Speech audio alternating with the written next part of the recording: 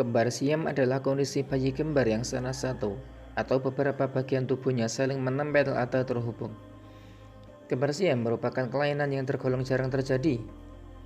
Pada kembar siam, tubuh kedua bayi dapat menyatu atau terhubung pada salah satu atau beberapa bagian tubuh. Bagian tubuh yang paling sering menyatu adalah kepala, dada, perut, punggung, dan panggul. Bayi kembar siam beresiko meninggal ketika masih berada dalam kandungan atau meninggal sesaat setelah dilahirkan. Namun, ada juga bayi kembar yang bertahan hidup. Penyebab kembar siam. Kembar siam terjadi ketika pembelahan janin kembar homozigot atau satu sel telur terlambat dan akhirnya tidak selesai secara sempurna. Proses pembelahan ini biasanya terjadi pada hari ke-8 hingga hari ke-12 setelah sel telur bertemu sperma. Jika terlambat dan melebihi jangka waktu tersebut, pembelahan cenderung terhenti sebelum prosesnya selesai dengan sempurna. Akibatnya, bayi kembar akan terlahir menempel satu sama lain. Teori lain menyebutkan bahwa kembar siam terjadi ketika dua sel telur yang tadinya terpisah kembali menempel dan menyatu selama masa kehamilan. Namun, sejauh ini belum diketahui secara pasti penyebab dan faktor resiko dari kedua dugaan tersebut. Penelitian masih terus dilakukan untuk membuktikannya. Gejala kembar siam. Ibu yang hamil dengan janin kembar siam biasanya tidak mengalami gejala yang spesifik. Keluhan yang terjadi pada saat kehamilan ini umumnya sama dengan kehamilan dengan janin normal lain, seperti lemas, mual, dan muntah-muntah pada masa awal kehamilan. Sama seperti kehamilan dengan janin kembar, rahim ibu hamil biasanya akan lebih cepat terlihat membesar dibandingkan pada kehamilan dengan janin tunggal. Jenis-jenis kembar siam. Kembar siam dibagi menjadi beberapa jenis berdasarkan organ atau bagian tubuh yang saling terhubung. Berikut adalah penjelasannya. 1. Torakopagus. Kembar siam ini terjadi ketika dada bayi saling menempel. Umumnya, mereka hanya memiliki satu jantung, satu liver, dan satu usus. Yang kedua, ompalopagus. Kembar siam ini terjadi ketika perut kedua bayi saling menempel. Umumnya, bayi kembar siam ini hanya memiliki satu silver, satu liver, satu usus halus bagian bawah, dan satu usus besar. Yang ketiga, pygopagus. Kembar siam ini terjadi ketika punggung bawah dan bokong bayi saling menempel. Umumnya, mereka hanya memiliki satu saluran pencernaan, satu alat kehamilan, dan satu organ kemih, satu alat kelamin, dan satu organ kemih. Yang keempat, craniopagus. Kembar siam ini terjadi ketika bagian atas atau samping kepala bayi saling menempel. Umumnya, mereka memiliki satu tengkorak, tetapi memiliki otak yang berbeda. Yang kelima, ischiopagus. Kembar siam seperti ini terjadi ketika panggul bayi saling menempel, baik berhadapan maupun membelakangi. Yang keenam, parapagus. Kembar siam ini terjadi ketika panggul, perut, dan dada bayi saling menempel dengan posisi menyamping. Yang ketujuh, kephalopagus. Kembar siam ini terjadi ketika wajah bayi saling menempel. Umumnya, wajah mereka berada di sisi yang saling berlawanan. Selain itu, mereka hanya memiliki satu otak. Bayi yang mengalami kondisi ini sulit untuk bertahan hidup. Yang kedelapan, rachipagus.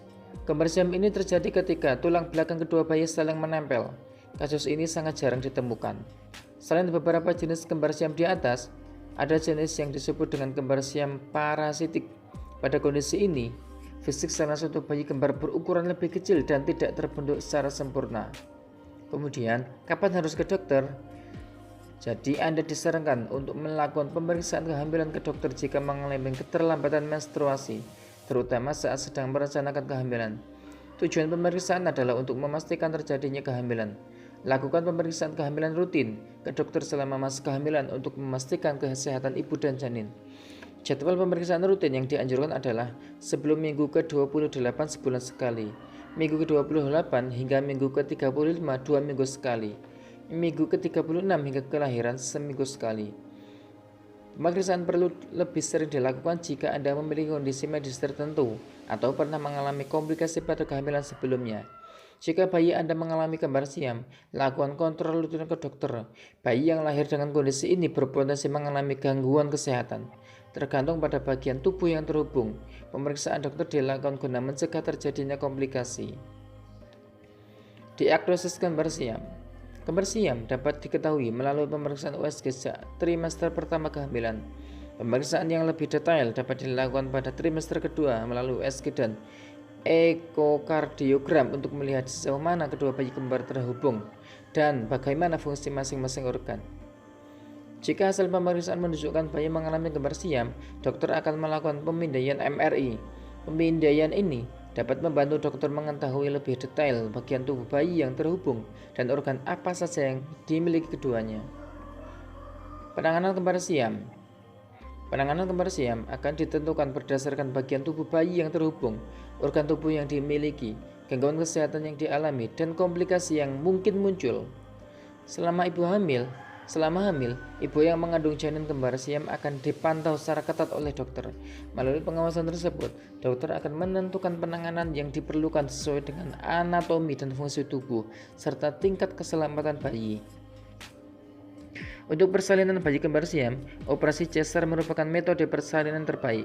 Operasi ini biasanya akan direncanakan sebelumnya, yaitu 2-4 minggu sebelum tanggal perkiraan kelahiran. Setelah lahir, bayi kembar siam akan diperiksa secara menyeluruh oleh dokter. Dari pemeriksaan tersebut, dokter dapat menentukan metode operasi pemisahan yang tepat. Prosedur ini umumnya dilakukan setelah bayi berusia 1 tahun atau lebih. Operasi pemisahan juga mungkin dilakukan segera setelah lahir jika bayi kembar siam mengalami kondisi mengancam nyawa. Metode operasi ditentukan berdasarkan kondisi kesehatan kedua bayi yang dilihat dari beberapa aspek berikut. Kelengkapan organ tubuh, contohnya jantung, hati, dan usus pada masing-masing bayi. Kestabilan kondisi kesehatan kedua bayi. Perkiraan tingkat keberhasilan operasi pemisahan. Jenis dan tingkat kesulitan operasi rekonstruksi setelah operasi pemisahan. Jenis perawatan dan bantuan yang dibutuhkan setelah operasi pemisahan. Gangguan kesehatan yang mungkin dialami jika operasi pemisahan tidak dilaksanakan. Jika operasi pemisahan berhasil, rehabilitasi dan perawatan lanjutan perlu dilakukan untuk melatih kemampuan masing-masing bayi. Perawatan dapat dilakukan melalui terapi fisik, komunikasi, dan sosial. Tujuannya adalah agar kedua bayi bisa beraktivitas secara normal seperti bayi pada umumnya.